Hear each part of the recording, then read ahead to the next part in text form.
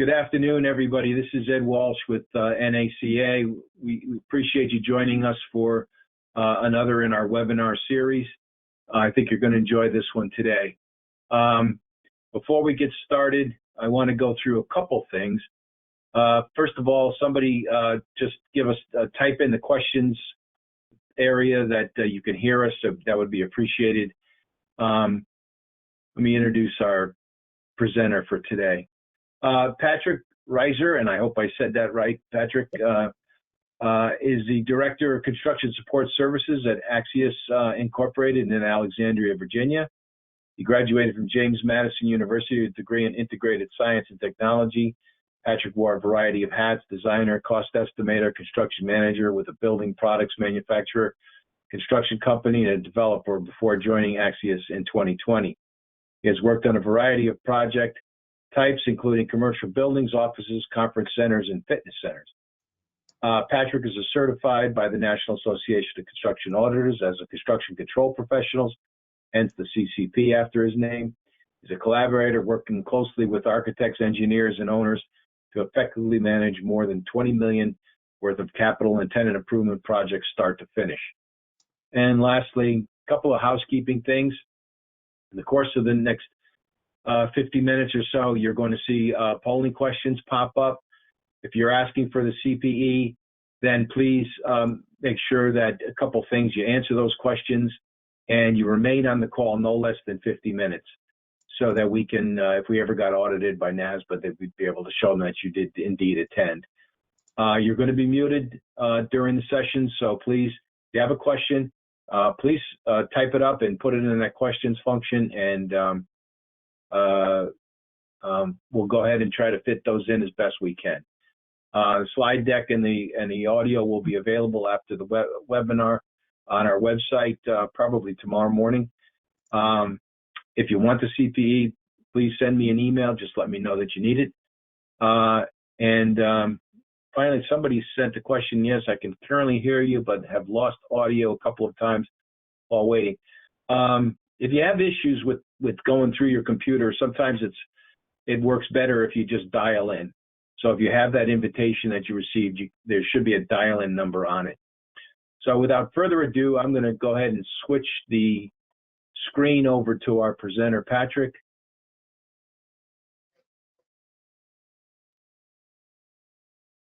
And then we'll get started.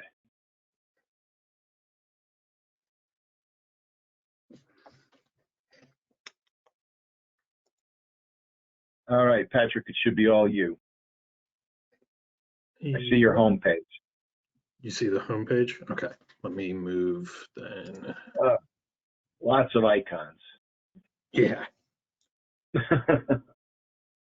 All right. There you go. Let me switch these. There we go. There it is. All right. Yeah, so thanks everyone for joining, and Ed, thanks for the introduction. So my name's Patrick Reiser. I work with Axias, and like Ed mentioned, we're based in Alexandria, Virginia, but we have offices in New Jersey, Georgia, Colorado, and Florida, and we do work all over the country. My service line is the construction support side, and most of our work is geared towards change order review, with labor rates obviously being a key component of that. Really what people would probably call cost controls, project controls. That's kind of the service line that I lead. Just a little metric here. So from the last 9 months, the change orders that we've gone through in our department total around 19 to 20 million across the various jobs that we're on. Through that process, we've been able to avoid close to $2 million in what had been proposed costs in change orders. There's various tools that we use to do that.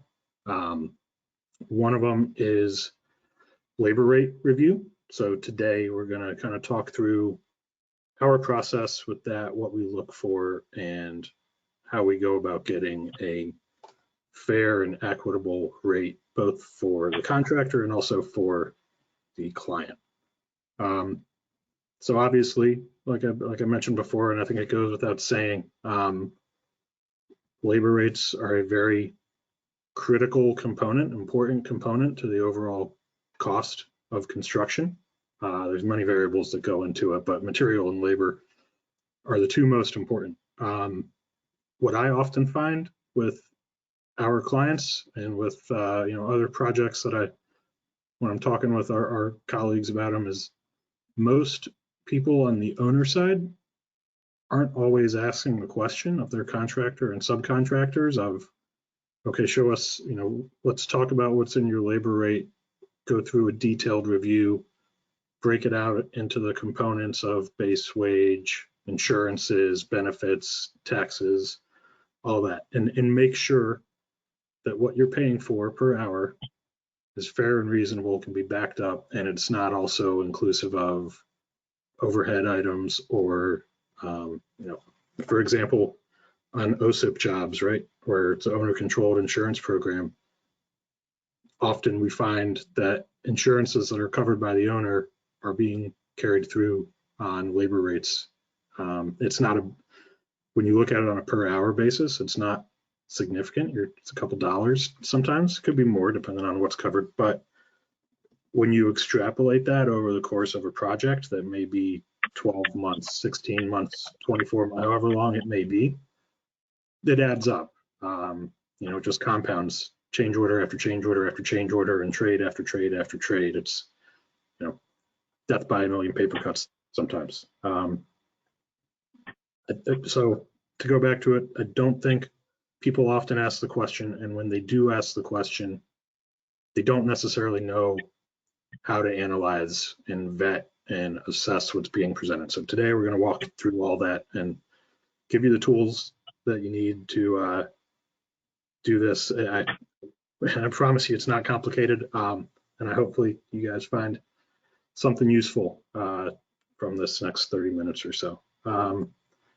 So first question, I'm just curious, how many, if you're a client, owner, consultant, projects that you're involved in that you know of, like the intricacies of the review of what's going on, how many would you say, or I shouldn't say how many, it's not a percentage, but yes or no, like, have you conducted labor rate reviews as part of your audit process or project management? They're voting right now, Patrick. Okay, yeah, I see it here on the tab.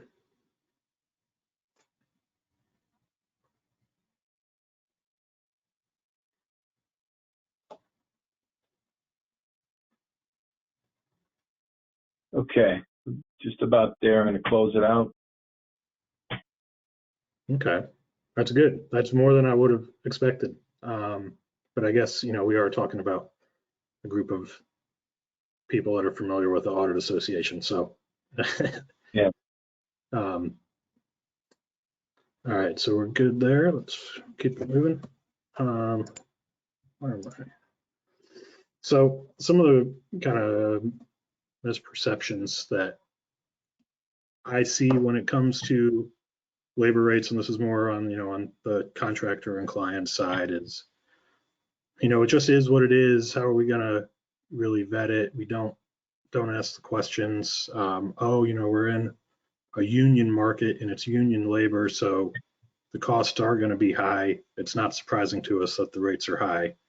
But again, it goes back to what we were talking about on the earlier slide, right? Of if you don't ask the question, then how do you necessarily know what you're paying for and what the true delta is? And obviously there is a difference between open shop and union labor. However, it varies significantly from trade to trade. Open shop electricians still command a pretty decent pay. Their fringe and benefits package isn't the same because you don't have all the industry items associated with it. The benefits are more individual based. But what we find for electrical, for example, the union premium can be in the 20 to 30% range, varying from city to city. But when you get into carpentry, laborers, concrete, some of the lesser skilled trades, you see a much larger percentage variance. I've had several contractors tell me that time and a half, right? Like, okay, here's my straight rate time. It's $50. Time and a half is 75. That's, I mean, for those of you that have looked through this and understand what goes into a labor rate, you'll know right off the bat that that is guaranteed to be wrong. Benefits, insurances, most taxes aren't impacted by regular time, time and a half, or double time. So, and we'll go through that as we work our way through the presentation here, but let's see. So just, I think everyone probably has a pretty good sense of what goes into a labor rate, right? Your hourly wage, but just to start with the basics, you got your base wage, which is your annual salary or your hourly pay, depending on how they're compensated. Fringe benefits, and this will vary from union to open shop, and we'll go through that in a little bit, but basic stuff, PTO, holiday, 401k, medical insurances, disability, all that. Regular insurance, right? That's for the company themselves, the workers' compensation, general liability. It is important, and I touched on this earlier, it is important to be mindful of if there is a OSIP or CSIP insurance program being used on the project. That'll be defined in the contract, right? But OSIP would be owner-controlled insurance program, CSIP, contractor-controlled insurance program. And essentially what that does is you buy an insurance policy plan that will cover all the trades on the job as opposed to them being bought individually. In my eyes, it's kind of similar to using SDI, subcontractor default insurance, at the prime contractor level as opposed to individual trades being bonded, but that's a separate conversation. So insurances, it's important to understand what the contract requires in terms of insurances for the contractor and subcontractors to carry. Because it's not uncommon that you'll see on a labor detail just a litany of insurances thrown in that aren't being requested by the contract, and in my eyes, therefore, aren't billable to the owner on that contract. Last bit is taxes. So, FICA for your social and Medicare, FUTA and SUTA, federal unemployment and state unemployment. And there's some varying from state to state. There's some smaller dollar taxes that also come in. So base wage on union projects, this is super simple. As the CBAs will spell out, right? They'll say apprentice 1, 2, 3, 4, or 5, depending on their years. They have a rate base wage of X, journeyman's Y, foreman is Z.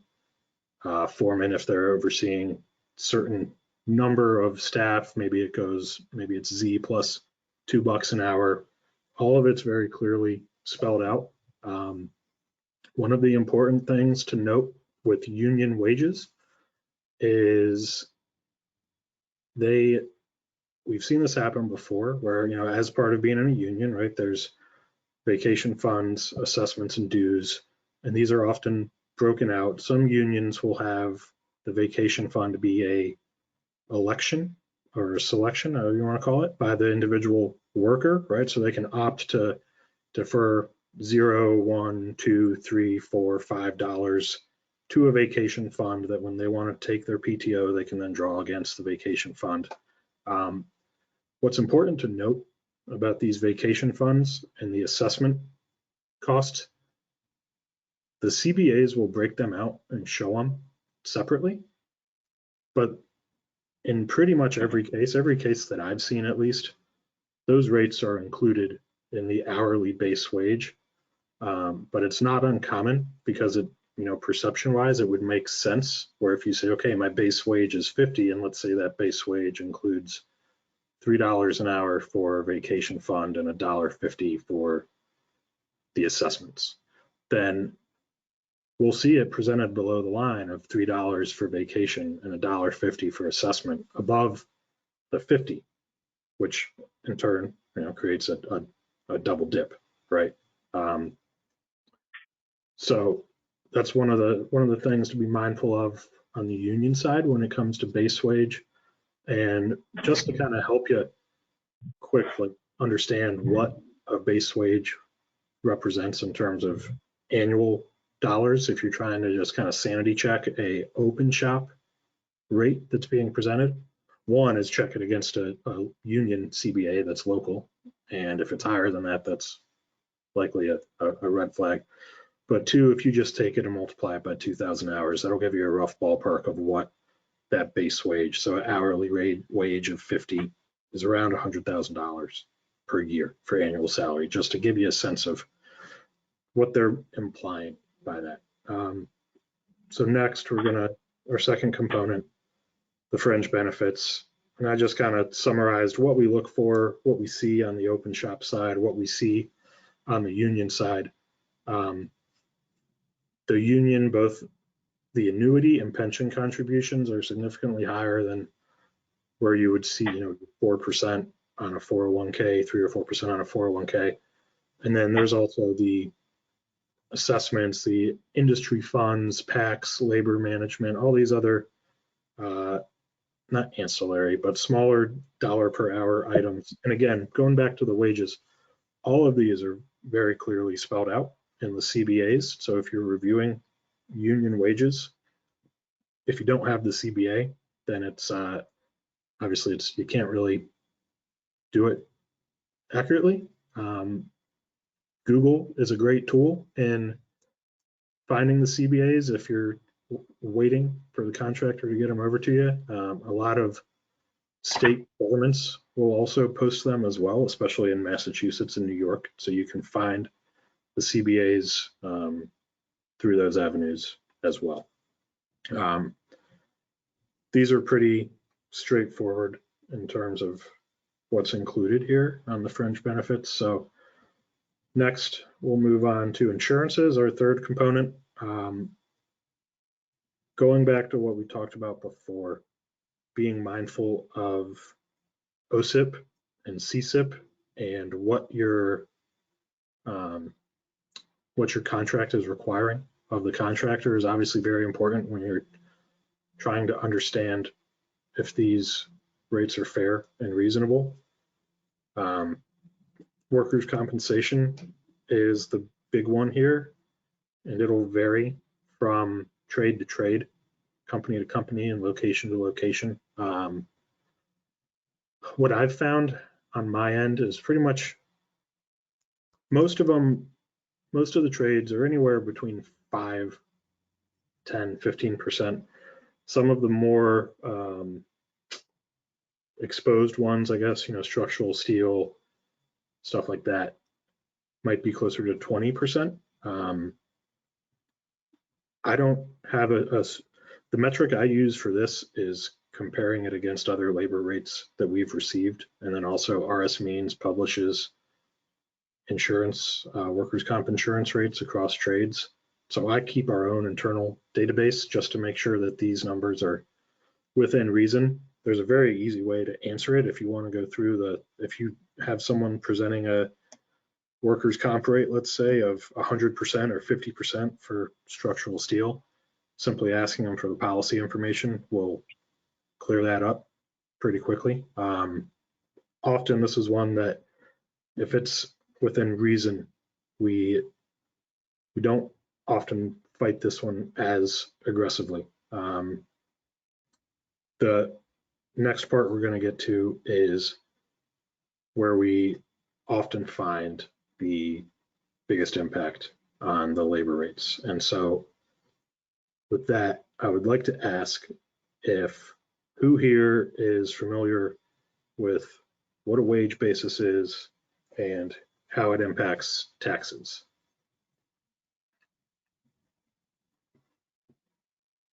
Patrick, while they're voting, we did have a question come in. I don't know if you could do it while they're voting, but the question is, are you experiencing any recent challenges in labor rate reviews due to volatility in the labor market? We have not as of yet. I kind of see how that could be an impact on the open shop side, but open shop wages are going to be lower than what's in a union rate. It hasn't come up for us yet, honestly, because the base wage, I think where that would be impacted, right, is the base wage. It doesn't impact the insurances, taxes. I guess it could have an impact on the benefits potentially for open shop, but not necessarily for the union stuff, as those are agreed to in typically 3 to 5 year windows. So at this point, no, I don't have any advice to offer on that side. I would be interested if people do get that feedback, what the I don't know if claim is the right word, but what the argument is for how it's impacting their rates. So if Okay. maybe we can talk about that at the end if there's a specific. Okay. All right. On your poll with almost a direct split. Well, this is great because I can guarantee you that people that aren't familiar with it are about to learn how to avoid some costs on every single project. Let me move over back to here. All right, so taxes. FICA couldn't be simpler. 6.2% for Social Security, 1.45 for Medicare. It's often presented just combined together at a total rate of 7.65. That one has a wage basis of $160,000 for pretty much every labor rate you're going to review, unless you're talking about project management and project executive level on the contractor or construction manager side. They're probably not going to hit that number. So 7.65 straight across, and that's only on the base wage. That doesn't, it's the fringe benefits do not go into the basis for determining the FICA cost per hour. This is where it gets interesting. So FUTA, federal unemployment tax, technically has a rate of 6%, but in 99% of cases, the effective FUTA rate, is 0.6%. And how that happens is wherever a company is paying an unemployment tax to a local jurisdiction, a state, then they receive a credit against the 6% federal unemployment tax, and it gets reduced to 0.6%. So 0.6%, the wage basis, and what that means is per year, wage basis is for federal, it's $7,000. So that means per year, you're only paying the unemployment tax on the first $7,000 in wages, not on every hour of the year. So if we take FUTA, for example, $7,000 at 0.06, I believe, if my memory serves me correctly, is 42 or 43 bucks. When you take that and then divide it by, we use 1,900 hours to account for vacation, sick day, federal holidays, stuff like that. When you take it and divide it by 1,900, it gets you to a effective rate of 2 cents per hour. We've seen people presented as 6% per hour on every hour. We've seen people presented as 0.6% on every hour. Often it's not presented utilizing the wage base. So whenever you see federal unemployment that's more than 2 or 3 cents an hour, that's the threshold. That's where it should stop. State unemployment. So this is a little bit different because each state will have their own wage basis, and they have different ways of determining the unemployment tax rate for individual companies. I think Massachusetts, for example, it's based on your account, either surplus or deficit with the unemployment board. I think the number of years you've been in business might play into it. And I know that the number of employees from your payroll that are having to go through the unemployment system, right? So if you're hiring and firing people and putting more strain on the system, then the rate goes up. I'm sure it varies from state to state, but they have these metrics that create a sliding scale. So, but with that same concept that we talked about in FUTA, for the state unemployment, Massachusetts, for example, I believe is $15,000. And we're going to go through an example on this later on, but $15,000, even at the example we'll go through is 12%, I believe, but that gives you an annual state unemployment tax liability of $1,800 per person. So you take that 1,800 and divide it by 1,800 or 1,900 hours in a year, and it's $1 or less than $1. So that's my personal rule of thumb. SUTA, anything over $1 is worth looking into. So here's kind of, I'm gonna walk through, those are our 4 components, right? So we, now we're gonna talk about kind of what we find when we go through reviews. So I pulled together a table. This is from a recent project where labor rates were submitted at the beginning of the job. We went through, the client requested that we go through the details because they felt that the rates were a little high, but didn't necessarily have the understanding or the experience to question them. So we got the details. You can see here, hopefully this is big enough for everyone to see, but we've got an average hourly rate drop of about 18 bucks per hour, which is, 17.25% on average, just taking the average hourly rate submitted and the average negotiated rate at the end.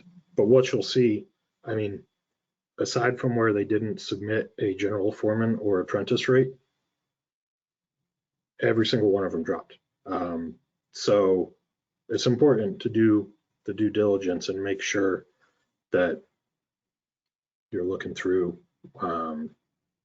these details, and I kind of just spilled the beans on this one on the tax slide, but these are the metrics, the benchmarks, I'm sorry, that we were just talking about with FUTA at 3 cents and SUTA at $1. Anything above that, like, and those are the high end of the range. So anything above that should be reviewed. And I'm glad that we got the poll answer we did of about a 50-50 split, because that means half of you are going to be learning something new here, where from my experience, this has been one of the most impactful tools and the easiest by, there's no real argument or discussion on how these are being calculated. The math is straightforward. It's all on the state government websites, so it's hard to debate. It's easy to misrepresent it, but it's hard to debate when challenged on it. So here's an example of a labor rate detail that we received from an electrician. This is a union project, so hence all the union benefits there. That when we first saw this, and we've kind of talked about it before, I've hinted at some of these things earlier on in the presentation, but there were a couple red flags that jumped out at me instantly looking at this. And the more and more that you do, the more you're going to see these same things. So first one, we talked before about how FICA is 7.6, what is it, 7.65. for both Medicare and Social Security.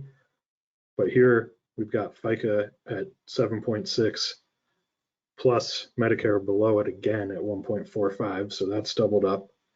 FUTA, it's not 2 cents. And again, this goes back to the death by a million paper cuts, right? We're talking 38 cents per hour, but it all adds up at the end of the day. The most glaring one, though, is SUTA. And they did what we just spoke about, carrying the 12% on every hour throughout the year.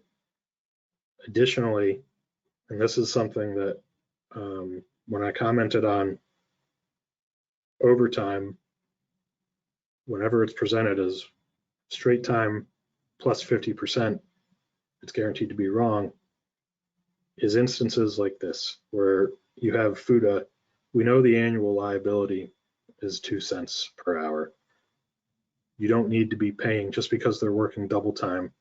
You're going to hit the $42 regardless of if they're straight time, time and a half, or double time. We never accept it when these rates are shown as increasing across time. SUTA is doing the same. The only one that does is FICA, and that's because it operates up to a wage base of 160K. So there could be an instance if you've got a high paid person that's working everything on overtime, there might be an opportunity there to where they're going to exceed the wage base, but it's often not the case. And secondly, so this is a union project, right? We've got union rates, union shops here. The items at the bottom for holiday and vacation. So these are, we'll show the example later on. I think I have a snippet from the CBA. These are taxable costs that are included in the base wage. So similar to 7.645 for FICA and 1.45 for Medicare, the Medicare is already included in the FICA rate, just as the holiday and vacation are already included in the base wage rate. To talk through here, like this kind of adds more context to how easy it is to misrepresent unemployment rates. This was the letter from the Department of Unemployment Assistance in Massachusetts for this particular contractor, where it says that they clearly define, right, that their 2021 unemployment insurance contribution rate is 12.53%. So when they present it, right, at 12.53%, it kind of passes the eyeball test, right? Like those two tie together, it adds up, it's supported and to an extent by this document from the Department of Unemployment Assistance. But when you go to mass.gov and look up their wage base, that's where they tell you that it's $15,000 per year. So when you take the 15,000, 12.53% of that results in an annual state unemployment insurance tax liability of $1,880. We spread it out. We usually do 1,800. I think I said 1,900 before, and I misspoke. It's 1,800, and essentially what that math accounts for is 3 weeks of PTO. I think we put 10 federal holidays in there, and then 5 sick days, and we back that out against 2,080. There's also the idea that they're not, in reality, right, they're not necessarily billing someone for 2,080 hours every year. That's 100% of their time. That means no PTO, no vacation, no sick days, no holidays. So we back it out to 18 as a means of trying to provide a fairer assessment. So back on track.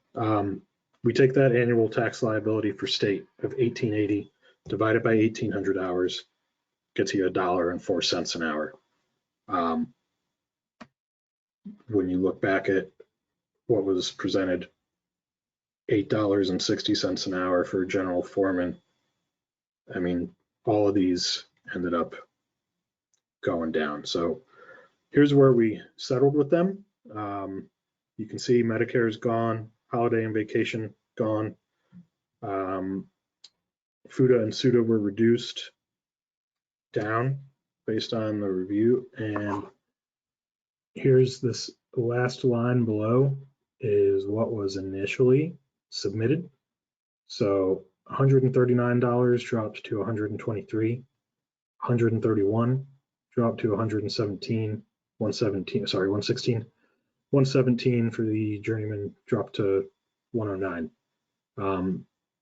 I went back and did a kind of table, a summary to see, okay, to date on this project, they've had X number of hours from the electrician, and already this job is probably halfway done. I think they're topping out sometime in the fall, if I recall, but it's already helped the owner avoid over $100,000 in labor costs.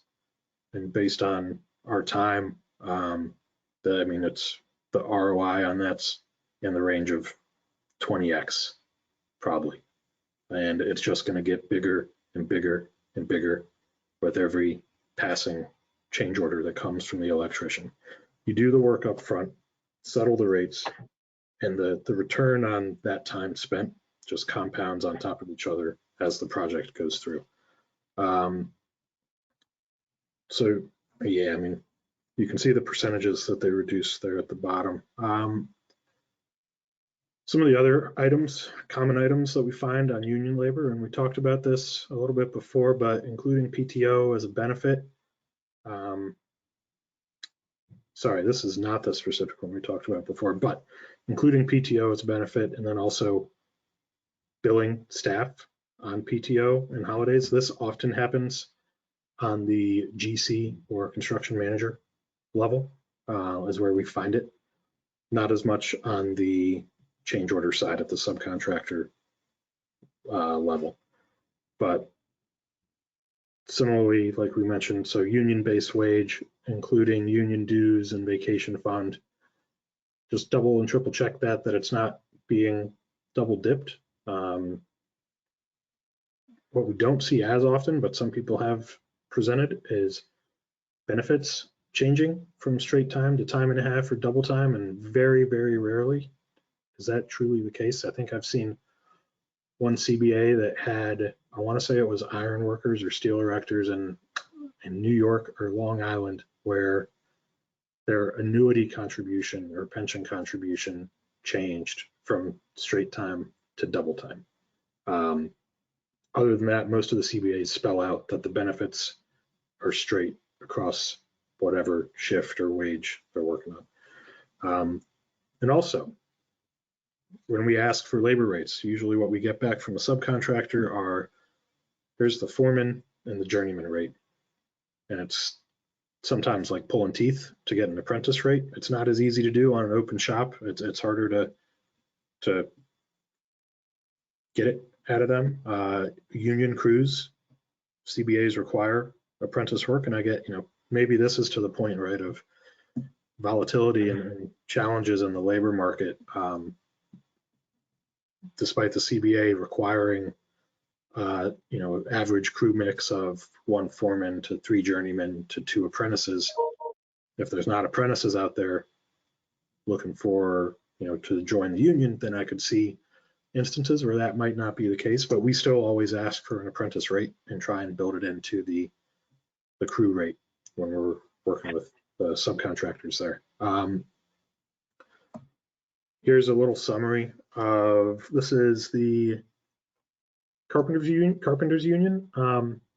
up in New York. So this kind of spells out what we were talking about, right? You see journeyman's wage, $38.95, vacation, $4, working assessment, $2.58, and the UBC working assessment of 7 cents gets you to $45.60 an hour. If you add $45.60 plus the $39.75, it's not $78.70. And that's because they've got their 48.10. They've got the base wage here, vacation and dues on top of it separately. It's just an example of why this is on the union side, but just being mindful of vacation assessment. Those are taxable. They're in the base wage. So if you see them on the benefit side, push back on that because it's not legitimate. I think we've talked. I think I've probably talked enough about that component on the union side. We've touched on this as well. So, overtime and double time, it's not, the name is a misnomer. It's only time and a half, and double time, not only, but really it's only impacted on the wage that's being paid and then FICA. The majority of the other components in a wage detail are not being impacted to the extent that's often portrayed. One more little slide. So these are kind of, I don't know if no-brainers is the right word, but these are things that we have seen in labor details that are an example of overhead or profit items being built in that should be itemized out or just simply captured in the 15% overhead and profit markup or whatever it may be. The idea of putting fabrication shop time into a journeyman's field labor time doesn't make sense to me. The contracts don't allow it. I think my favorite was on one we looked at recently. We had a performance bonus of, I think it was 33% of this individual's salary built into the hourly rate, essentially having the client pay the performance bonus as opposed to the company paying out of their proceeds, out of their margin. These are just a bunch of examples of things that overhead items that get buried into labor rates. And if you're not asking the question of what's in there, how do you get to a labor rate of $110, let's say, then you don't know what you're paying for if you don't ask, right? So I think that's kind of, I guess, what the whole crux of this presentation boils down to. So our last question, do you feel you're better equipped to evaluate labor rates after today's discussion? Hopefully, I know 49% of you at least have learned about wage bases. So that's definitely a bonus. I can guarantee you you can implement it later today or tomorrow, and it's one of the easiest, surefire ways to get the labor rates dialed in. Patrick, we had a comment come in. One of the questions that came in, but I think just listening to you, I think his comment was answered. It was, is there a reason why 2,800 or 80 hours isn't being used? But I think you explained why that was that. Yeah, I think, but just to touch on it again, 2,080 is the annual hours, full annual hours doesn't account for, this is our methodology of how we go about it. And it depends on how people are billing for overtime or vacation, or sorry, not overtime, but billing for, PTO or holidays, stuff like that. We back that out and assume that labor is not going to be billed when people are on vacation, when it's closed for a federal holiday. And based on that, we end up at 1,800. So. There was a comment, very often we hear that contractors/subcontractors are paying their union employees, quote unquote, overscale above the base rate to ensure they keep good workers. We typically ask for a payroll sampling to verify and substantiate the costs. Yeah, I've heard that once, paying overscale, and they did submit a payroll to support it. So it's at least in the projects that we've been on, it hasn't been something we've run into commonly. Like I said, it was only the one time, but I think that approach of, ask for the data, right? Just if that's truly your cost of the labor and you can support it, then that's supported by the contract. That would be my stance on it. So I think that's the right approach. Yeah. Um, We have our polling result. 98%. 98. Yeah. I know we touched on a lot, so hopefully it was worthwhile. I'm sure everyone has, people that have done reviews probably have some similar stories, and I'm sure there are some very unique experiences people have had. I'm curious, for those of you on the call that have done these reviews, what are some of the more unique or interesting items that you've uncovered just by asking the question of what's in your labor detail?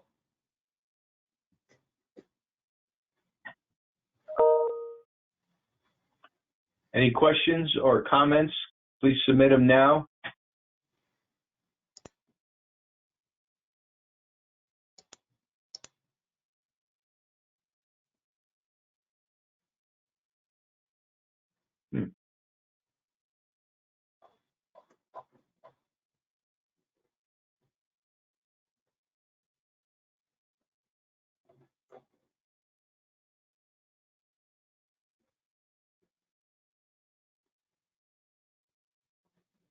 Thank yous.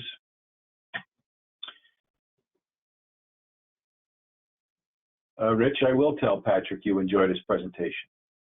Not seeing any comments or questions, we're going to let Patrick get back to his work, and thank him very much for his time and his expertise. Wait a minute. Now they're coming in.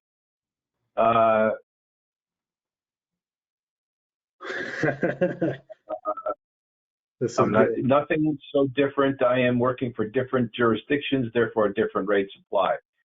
That would make sense. Another question, best one I have seen, contractor included a cost or eventually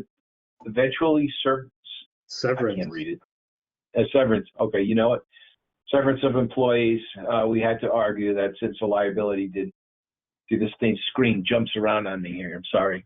Yeah, we had to argue that since a liability did not exist, there could be no cost. I mean, that's and also finally. My stance on that would be that's not the client's responsibility, right? Like if you end up having to sever ties with this person, you can't necessarily pin it on this particular project or this particular client. Let's see, I can read through, we got a couple of these. Had an instance where one sub put small tools in 3 locations, including labor rate, line item percentage, and also itemized the items. It's easy to do, right? If these things aren't being reviewed thoroughly, it's easy for this it looks reasonable, right? If you see a small tools item, if you don't have the experience, you might not necessarily question it. I've seen ones where in the detail for the labor rate, there will be a line item, overhead and profit, 15%, and then, which in theory could be okay if you're not charging overhead and profit in the change order, right? But then we'll see, okay, 15% overhead and profit gets us to $125 an hour, and then $125 an hour is used as the labor rate in the change order, and then that plus the material and everything else in the change order, all that is hit with 15%. So now your labor is whatever 15% compounded twice. So I don't know, 30 some odd percent, right? Contractor tried to charge retention bonuses. Yep.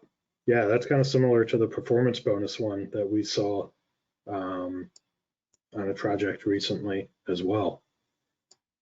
And often the contracts often point out that performance bonuses are not allowable in labor rates. You should look to see what the contract says on that. Sometimes, unfortunately, sometimes they don't address them, but often when they do, they are not allowed, non-reimbursable costs. A CM only submitting a labor rate for apprentice level 4, however, charging hours for all apprentice levels. Yeah, we usually, honestly, when we do the review, so for those of you that are unfamiliar on union scales, you've got apprentice, and it varies from CBA, apprentice from 1 to 5, and it's based on the number of hours that they've accrued in the role, and the rate goes up accordingly. And what we typically do, just to avoid you can do them individually, and depending on what kind of data you have to vet this, and if you have badges where people are assigned and you know what their crew rating is or crew member title is, that's a good way to double check it. But if not, we defer to the higher end on apprentice. We'll take the apprentice 4. It's honestly better than getting nothing when it comes to apprentice. It can create a bit of a record keeping and timekeeping headache when you're tracking multiple levels of apprenticeship. But if you have the means of doing it, I fully endorse it. If owner has accepted rates and buyout process and what is included in rates has not been defined, then owner sometimes ties their own hands. 100% agree on this. It's happened to us plenty of times where we get brought in late, and subcontracts have already been signed by sometimes the owner, but also the GC and the sub, right? And it says, okay, our hourly rate for a journeyman electrician is X, and for a foreman electrician is Y. For me, it really is up to the appetite on the client end for challenging this.